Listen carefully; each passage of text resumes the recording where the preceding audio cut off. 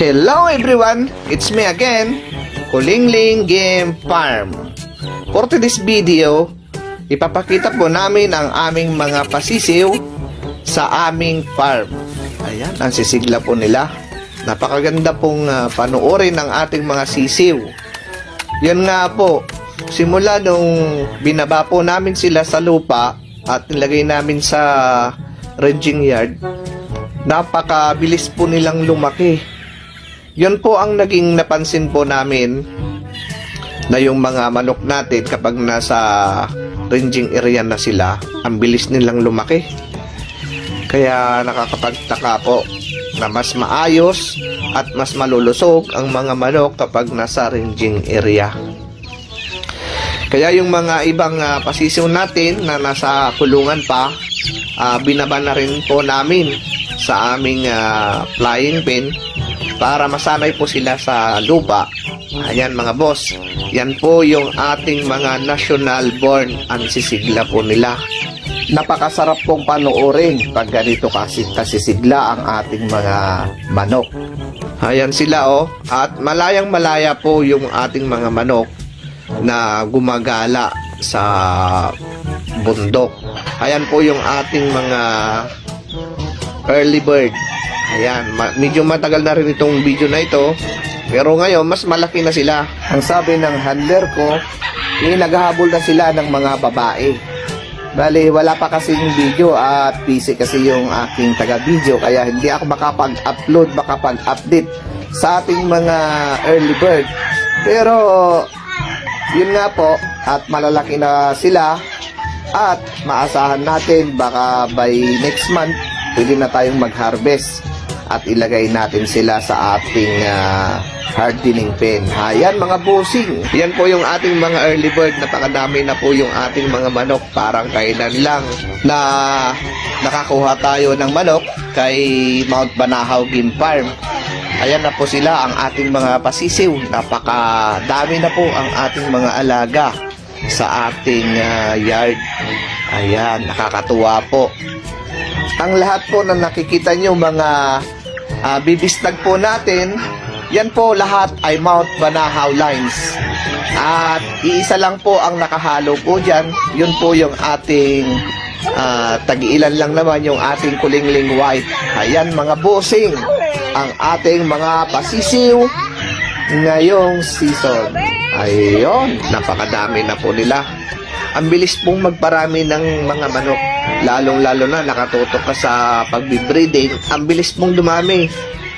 Imagine ninyo, isang taon pa lang kami nagbibreed ng mga manok natin na Mount Banahaw lines, pero ganyan nakarami yung ating mga palahi. Kaya wala akong masasabi kundi salamat sa aking breeder at napakahusay, napakagaling niyang mag-breed ng ating mga manok. Ito yung ating early bird na nakawala na dyan sa ating area, kung saan sila dyan na lumaki hanggang sa ma-harvest.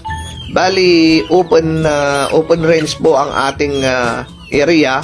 Kahit saan sila gustong gumala, pwede silang gumala. Malawak po ang ating area, kaya wala po tayong problema. Malayo naman po tayo sa kabahayan.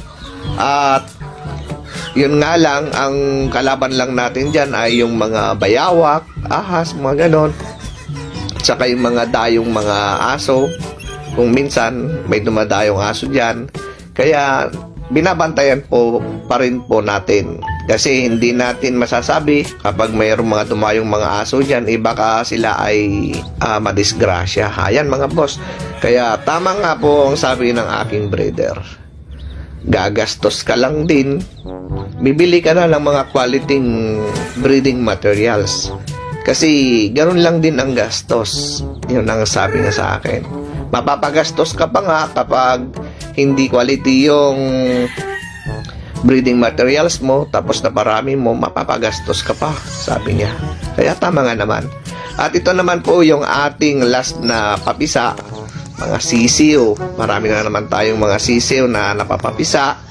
At sa March 19, makakapagpapisa na po tayo ng ating mga late born. Ayun. Bali, nagsalang ulit tayo at makapagpapisa ulit tayo sa March 19 At muling nagsalang ulit tayo ng mga itlog. At marami na rin yung mga naisalang nating mga itlog sa ating incubator. Kahapon, nagsalang ulit tayo ng mga 89 pieces na itlog. At masahan natin, 21 days lang yan. Ang bilis pong dumami ang ating mga alaga. Yun nga, basta sabi ko, basta nakatutok ka sa pagbe-breeding, sure yan. Sa loob ng 1 taon, napakadami mo nang ikokording. Kaya gaya po sa amin, mga busing, yan po yung ating mga pasisiw na ngayon. Bali, pangalawang breeding pa lang namin ngayon sa mga Mount Banahaw lines natin, pero tingnan nyo naman, napakadami na po nila. Hindi ko po inaasahan na ganyan po karami agad-agad sa loob po ng 1 taon. O, di ba? Ang bilis pong magparami. At sobrang saya ko po kasi tuwan-tuwa naman ako kahit na alam nyo naman ang gastusin malaki, pero tuwan-tuwa naman po ako dahil mga quality po yung ating mga manok. Kahit hindi pa natin natisting, pero maraming nagsasabi na quality ang mga manok na galing sa Mount Banahaw. Pero kahit ganon, titistingin pa rin natin, di ba, mga boss? Titistingin pa rin natin. Umaga,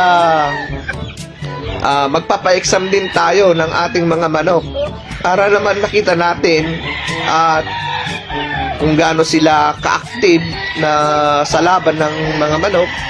Kaya testingin pa rin po natin ang ating mga manok sa exam nila. Ayan mga busing, nakakatuwa po yung ating mga manok na ganyan po ka-healthy, ganyan na po karami.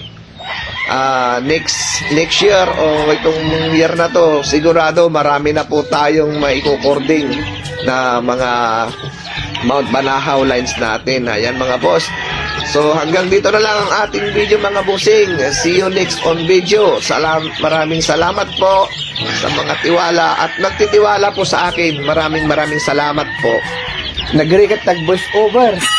Doray lakala agpaparaw. Narigat ka talaga tag-voice over no. Baliktad titila.